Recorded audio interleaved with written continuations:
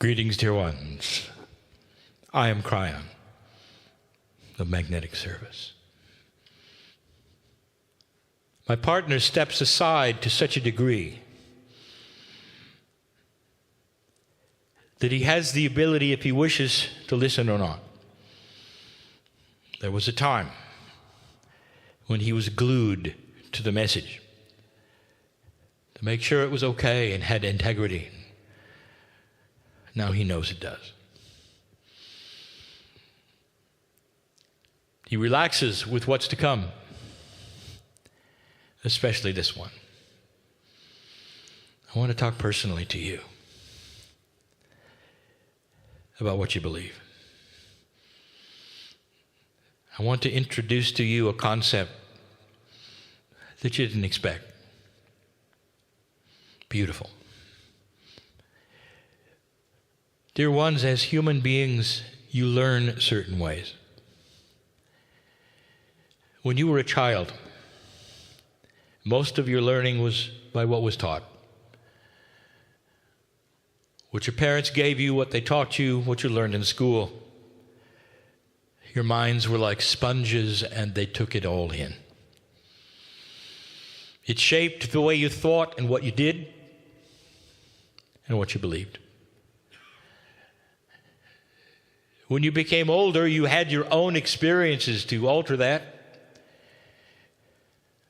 You had free choice to move, perhaps in a slightly different way than your parents gave you. And that became more conceptual.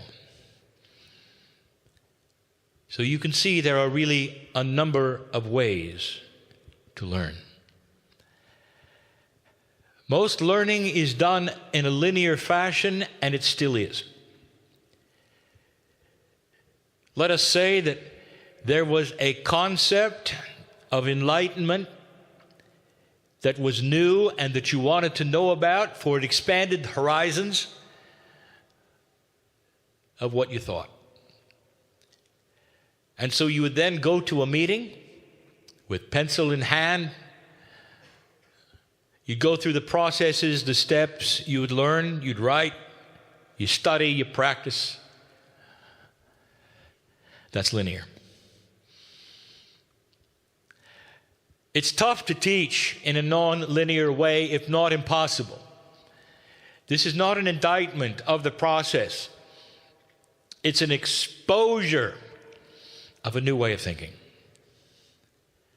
An exposure of non-linear teaching and receiving. And we've got some examples. And then something I want to tell you as well. It cannot be a process, dear ones. It cannot be a process. And everything to this point has been one. My partner, in his linear way, has put the items on the board for you to see. Number 1, number 2, number 3. It's the best he can do. Although they are conceptual, he still puts them one at a time on the board. Even in that, there's a bias for the one at the top is supposed to be the more important, the one at the bottom, the least. It's not that way. But that is the bias of how the human learns. Almost everyone in here has had the beauty and the opportunity at some age to fall in love. I would love to take you there now. In remembrance, if you're not already aware, what that was like. Everything was fine. Didn't matter whether you had food the next day or not. Didn't matter what your friends thought or not. You were glued to the other person, and you were in love. And if it was reciprocated to the same degree, the world was perfect. It didn't matter who was fighting who or what was on the news that day.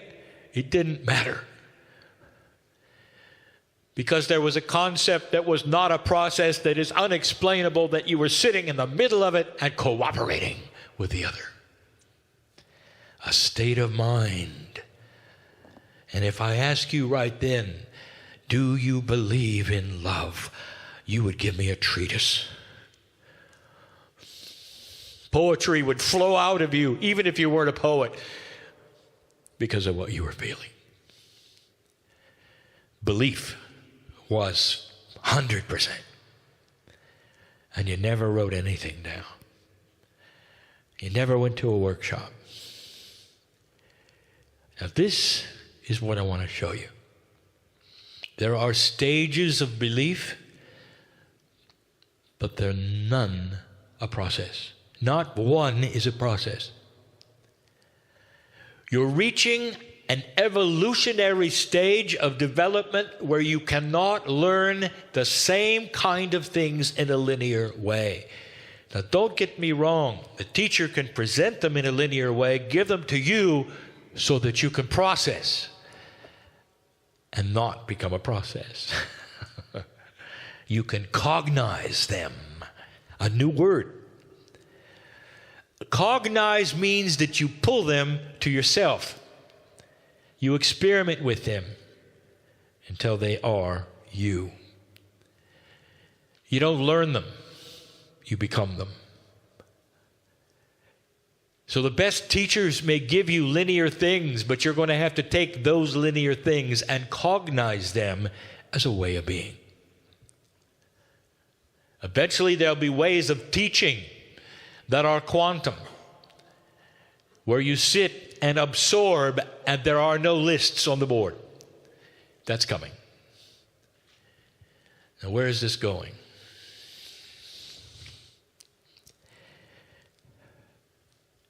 Let's say I ask you a question right now. Now, this is a rhetorical question. You don't have to answer it, but I would like you to think of it as a real question, or set of questions that you answer not out loud, but almost. I want you to think the answer. And it starts easy. Do you believe in God? And you will say, yes. And then it starts to get harder. Do you believe you have a purpose in life that is related to the Creator? Do you believe in energies? Do you believe you lived before? Do you believe there are energies in your DNA you're not aware of? Do you believe that you were seeded from those from another planet? Do you believe the galaxy teems with life? Do you believe that sound and color can change the personality of a human being? Do you believe? Do you believe? Do you believe that consciousness will win over matter? Could you create things out of nothing with your mind? Could a group of human beings with pure intent change the weather? Yes or no? Now, here's what happens. Even in an astute group like this, who has traveled all of the distance, genuine light workers, pure intent, in love with God, you'll all say yes to all of them. I know who you are, and I know you don't mean it. Is that shocking to you? Here's a new concept. And I want you to think about this. When you were little, and you were uncertain,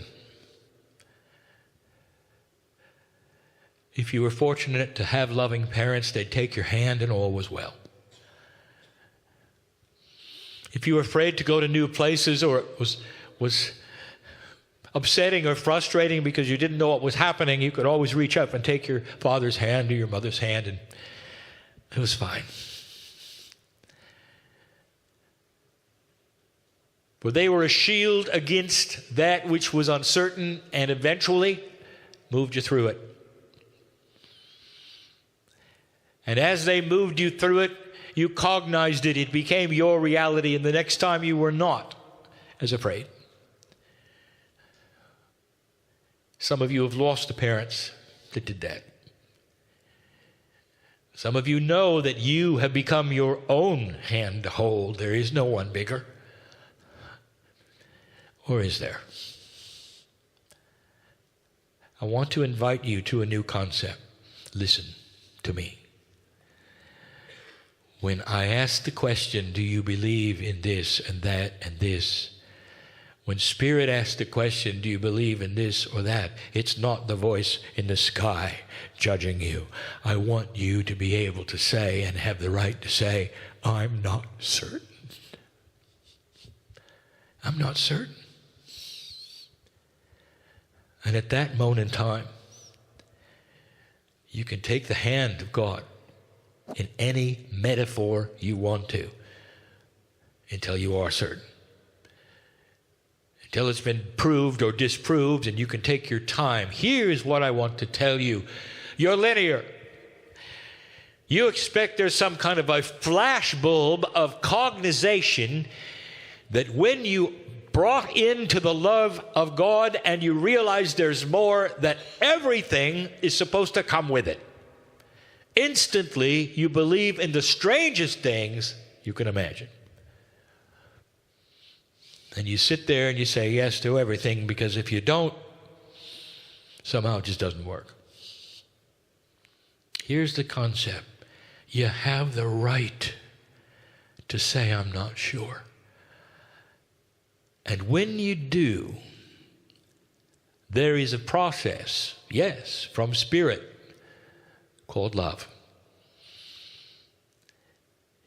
It is a way of being that takes you by the hand and helps you with the things that you're not sure of. My partner doesn't like talking about himself, so I'm not going to use him in a literal fashion. I'm going to give a metaphor about my partner. He's happy with that.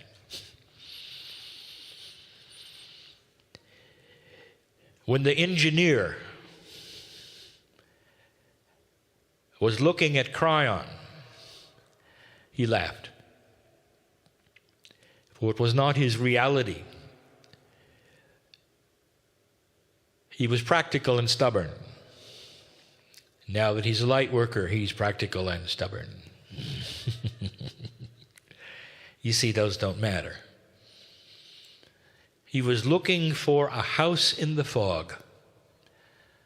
A house he was told was there. He was told he was there by his spiritual guidance. That is, when I first came into his life with the concept of benevolence and love and largeness of spirit, he felt it. He wanted more and he looked for it. There are those who told him not to look for the house in the fog because if he found it, it would grab him and take his soul. But he looked. He couldn't help but look because it felt so good.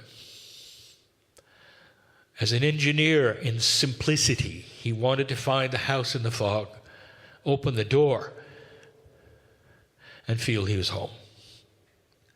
It's a metaphor. Eventually he did. He couldn't see the house until he got right up to it. So shrouded it was.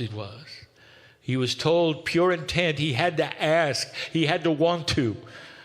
It wasn't going to show itself. He had to search, and he did. He opened the door and he found the house, and there he was in the house of the fog. And there were all those around him and said, wait till you see the rooms. Oh, they're filled with magic. And this is where my partner had the problem. Because right there, if I ask him the question, do you believe in God? He'd say, yes, with all that is in me. Do you believe God loves you? Yes. Do you believe God is a part of you? Yes. Do you believe in this energy that is the creative source and that you are part of it? Yes, I can feel it. I am that. Do you believe in reincarnation? No. Why? I'm not sure. What about sound and color healing? I'm not sure. What about the ability to create things with your reality? I'm not sure.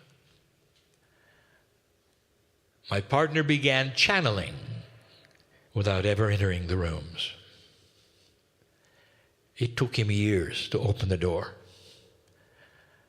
to past lives. Years to go into some of the other things that some of you are so intimate with and natural with, and the engineer struggled. And what we told him then, as we held his hand, if you want to enter the houses that you're uncertain of, we'll be there to hold your hand until you are sure, or until you shut the door. Complete and total free choice to go at your own pace to the things that perhaps are more advanced in what you call the knowledge of the way things work. My partner found out quickly that there are stoppers. That is, things that will stop you from ever opening the door to the next houses. You may stay there and say, God is real, God is in my life, I believe, and that's it. I'm not going to go any farther. Sometimes it's peer pressure in society that tells you not to. And that creates fear. But that's not the worst one, dear ones, because we are filled in this room with warriors of the light. And a warrior will pierce through and not be afraid. That's not the worst one. The worst one is what happens when you get there and you fall into the linear trap of humanism. Now you see it. Now you try it. And now you're worried about everything. I'm not doing it right. This doesn't seem to be working. I've done A, B, and C. I did not get D like I was told. Since I didn't, I'll try something else. Or worse, I didn't achieve it correctly. Or worse, I didn't do it right. Now I'm in trouble. How do I undo this? Kryon. Like God has a blackboard checking things off that you're doing right and wrong. When your mother and your father took your hand when you were distressed, were they checking off a blackboard, or were they just trying to help you? I want to tell you something. Worrier, I want the worrier to become a warrior. Stop it. Stop judging you because God does not do it. Why should you? This is linear human programming. And you don't need it. It's okay not to be certain.